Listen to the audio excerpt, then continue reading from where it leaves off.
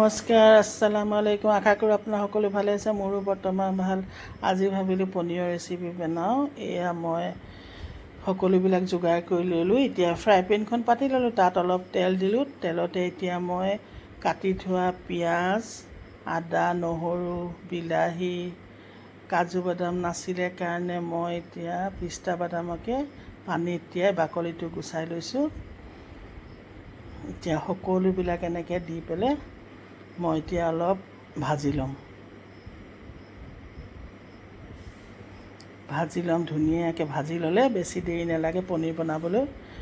ভাজি ল'লে ভাল, কেঁচাই বনালে বহুত দেৰি ভাজি থাকিব লাগে। এতিয়া এয়া ভাজি হৈ গ'ল। এতিয়া মই মিক্সিত ধুনীয়াকৈ এইখিনি পেষ্টখিনি বনাই ল'ম। এয়া হৈ গ'ল পেষ্ট। এতিয়া মই কেৰাহীখন পাতি ল'লোঁ, তাত অলপ মিঠাতেল দিছোঁ, বেছি নাই দিয়া। তাতে অলপ কেঁচা জিৰা দিম,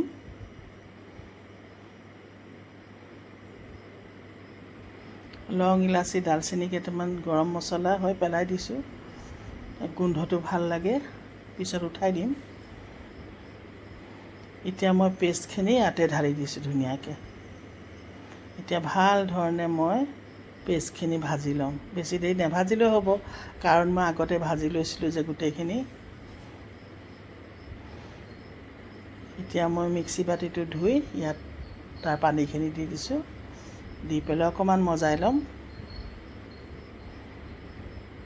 এতিয়া মই অকণমান হালধি দিছোঁ, অকণমান জলকীয়া গুড়ি দিছোঁ,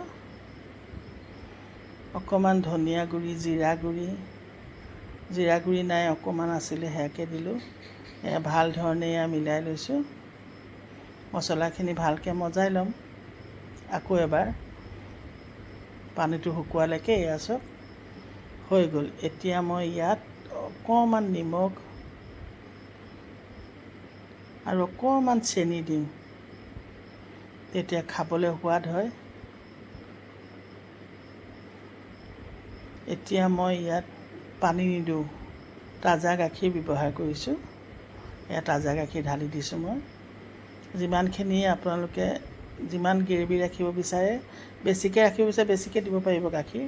ইয়াত অলপ বাটাৰ দি দিছোঁ এচামুচ।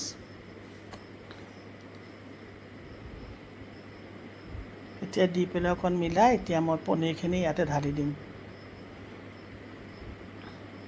মই পনীৰখিনি ভাজি লোৱা নাই, কেঁচাই বনাইছোঁ। মই ভাজিলে বৰ ভাল নাপাওঁ খাই। এতিয়া মই ঢাকনখন লগাই দিম, উতলিব দিম পনীৰত নিমখটো সোমাবলৈ। এয়া হৈয়ে গ'ল। এতিয়া অলপ গৰম মছলা ঢালি দিছোঁ ওপৰত। এতিয়া